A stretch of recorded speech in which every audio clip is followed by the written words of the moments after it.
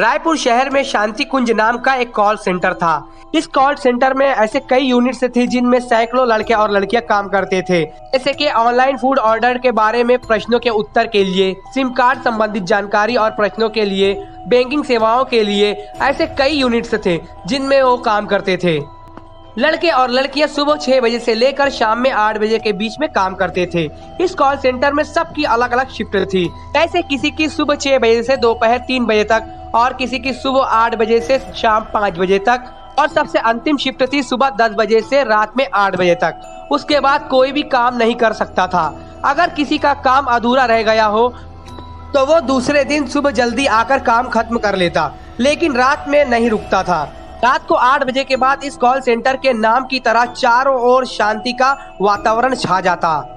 इस शांति के माहौल के साथ ही यहाँ पर कुछ प्रेत आत्माएं रात को आवाज करती और डर का माहौल फैलाती, ऐसा आसपास के लोगों का कहना था। आसपास के कुछ लोगों का ये भी कहना था कि उनका घर कॉल सेंटर से थोड़ी ही दूर पर है, फिर भी रात को किसी के रोने की, किसी के हंसने की आवाजें पूरी रात सुनाई देती। ये आवाजें सुबह 4 से 5 बजे तक चलती। कॉल सेंटर से कुछ कर्मचारी तो शाम को 6 बजे से ही डरने लगते थे। ठीक 8 बजे सारा कॉल सेंटर खाली हो जाता। सिक्योरिटी गार्ड भी रात को नहीं रुकते थे। उनकी ड्यूटी सुबह से शाम तक ही होती थी। रात की शिफ्ट न होने के कारण इस कॉल सेंटर को काफी नुकसान होने लगा था।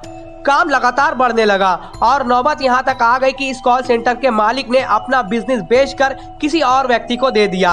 इस व्यक्ति का नाम था मनोज कुमार। मनोज कुमार को पुराने मालिक और पूरे स्टाफ ने बताया था कि वो रात की शिफ्ट ना रखें, लेकिन मनोज कुमार ने उनकी एक नहीं सुनी। मनोज कुमार भूत प्रेत पे विश्वास नहीं रखते थे। उन्होंने कुछ कर्मचारियों और लड़कों को रात की शिफ्ट में काम करने के लिए दुगनी तनख्वाह देने का वादा किया। दुगनी तनख्वाह के लालच में कुछ कर्मचारी और लड़के काम करने के लिए मान गए। अगले दिन शाम को जब रात की शिफ्ट चालू हुई तब कुछ लोगों को डर लगने लगा, लेकिन दुगनी तनख्वाह के लालच में सब काम में जुट गए। रात को ठीक 12 बज चुके थे। सिम कार्ड प्रोसेस के कुछ लड़के हेडसेट पहनकर कॉल्स ले रहे थे और ग्राहकों को समस्या का समाधान बता रहे थे। रात में कॉल्स लेते लेते एक लड़के को भूख लग गई। वो खाना खाने के लिए नीचे गया। उस लड़के का नाम था सुनील। कॉल सेंटर से काफी दूर पर एक चाइनीज रेस्टोरेंट था। वहाँ पे सुनील ने चाइनीज ऑर्डर किया। थोड़ी देर में सुनील के पास एक दूसरा आदमी आया जिसने अपना नाम विशाल बताया और कहा कि वो इस कॉल सेंटर में रात की शिफ्ट में ऑनलाइन फूड ऑर्डर प्रोसेस में काम करता है। दोनों ने चाइनीज खाते खाते काफी बातें की और फिर दोनों साथ साथ में कॉल सेंटर की तरफ जाने लगे। विशाल कुछ देर चलने के बाद सुनील के पीछे पीछे चलने लगा। रात काफी काली और गहरी थी। सुनील अपनी बातों में इतना मशगूल था कि उसको पता ही नहीं चला कि पीछे कोई है या नहीं। कॉल सेंटर बस अब थोड़ी ही दूरी पर था और सुनील ने पूछा, विशाल तुम सुन रहे हो ना? सुनील ने पीछे मुड़कर देखा तो विशाल था ही नहीं। ये देखकर सुनील बहुत डर गया और जितना तेजी से हो सका वहां से भागा।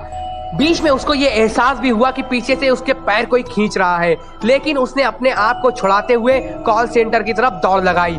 बस वो कॉल सेंटर पहुंचने ही वाला था कि तुरंत उसके सामने अपनी नजरों के सामने एक भयानक चेहरा देखा और उसे देखकर वो बेहोश हो गया। रात को सभी सिक्योरिटी स्टाफ डर के मारे सो गए थे, इसलिए किसी ने सुनील को देखा ही नहीं। अगले दिन सुबह कुछ कर्मचारियों ने सुनील को जगाया और बेहोश होने का कारण पूछा। सुनील ने रात की सारी बातें उनको बताई। मनोज कुमार के अलावा सबको यकीन हुआ, लेकिन मनोज कुमार ने कहा, बेटा ये सब एक भ्रम है। तुम्हारे मन में जरूर कोई बुरा ख्याल आया होगा, इसलिए तुम्हें ऐसा लगा होगा। रात की ये घटना के बाद सुनील की तबीयत इतनी खराब हो गई कि उसे अस्पताल में भर्ती करना पड़ा। उसके दूसरे दिन फिर कुछ ऐसा ही डरावना होने वाला था। ऑनलाइन फूड ऑर्डर प्रोसेस के लड़के एक दूसरे के साथ मस्ती करते करते कॉल्स ले रहे थे और ग्राहकों के सवालों का जवाब दे रहे थे। रात को ठीक 2 बजे समीर नाम का एक लड़का वॉशरूम जाने के लिए अपनी जगह से खड़ा हुआ और वॉशरूम की ओर बढ़ने लगा। समीर जैसे ही वॉशरूम में गया, अचानक वहाँ की बत्ती बुझ गई। अगले कुछ पलों तक बत्ती चालू बंद होने लगी। ये देखकर समीर बहुत घबरा गया। समीर ने वॉशरूम का दरवाजा खोलने की बहुत कोशिश की, लेकिन वो उसमें कामयाब नहीं हो पाया। उसने बहुत कोशिश की, लेकिन दरवाजा नहीं खुला। लगातार बत्ती चालू बंद हो रही थी। ये सब देखकर समीर के तो होश ही उड़ गए। अचानक एक आवाज हुई और बत्ती बुझ गई। समीर ने ऊपर देखा तो उसकी नजरों के सामने एक सफेद साड़ी पहने हुए चुड़ैल उल्टी लटकी हुई थी। चुड़ैल के हाथों से खून की बूंदें टपक रही थी और उसके भयानक दांत दिख रहे थे। उसकी आंखें सफेद रंग की थी। चुड़ैल को देखकर समीर की आवाज भी रुक गई और वो डर के मारे कांपने लगा। समीर ने चुड़ैल से विनती की, प्लीज मुझे जाने दो, मुझे मत मारो। चुड़ैल ने खौफनाक आवाज में कहा, मैं किसी को नहीं छोड़ूंगी, किसी को भी नहीं। तुम सब मरोगे। तुम सबकी मृत्यु मेरे हाथों में लिखी है। एक एक करके मैं सबको मार दूंगी। हाँ, कोई नहीं बचेगा। हमको इंसाफ नहीं मिला, इसलिए हम इस कॉल सेंटर को नर्क बना देंगे। ये कहकर उसने समीर का गला पकड़ा और बाहर ले आई। कॉल सेंटर की तीसरी मंजिल से उसने समीर को नीचे जमीन पर फेंक दिया। जमीन पर गिरते ही समीर की मौत हो गई। सुबह जब सबने देखा कि समीर की लाश पड़ी है, तब उन्होंने जांच पड़ताल के लिए पुलिस को बुलाया और आखिर में ये निर्णय लिया गया कि समीर ने खुदकुशी करके अपनी जान दे दी। लेकिन कुछ आदमी थे जिनको समझ रहा था कि ये खुदकुशी तो नहीं है, ये कोई बुरी शक्ति का शिकार हुआ है। कॉल सेंटर में लगातार काम बढ़ने लगा। काम को कम करने के लिए उन्होंने लड़कियों के लिए एक अलग शिफ्ट रख दी, जो दोपहर के 12 बजे से रात में 1 बजे तक था, जिसमें लड़कियों को रात के 1 बजे तक काम करना था।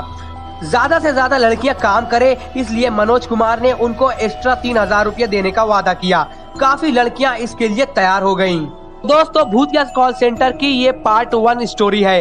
हम जल्द ही भूतिया कॉल सेंटर की पार्ट 2 स्टोरी लेकर आएंगे और आपको बताएंगे कि आखिर क्या हुआ इन लड़कियों के साथ जिन्होंने रात में 2 बजे तक कॉल सेंटर में काम किया।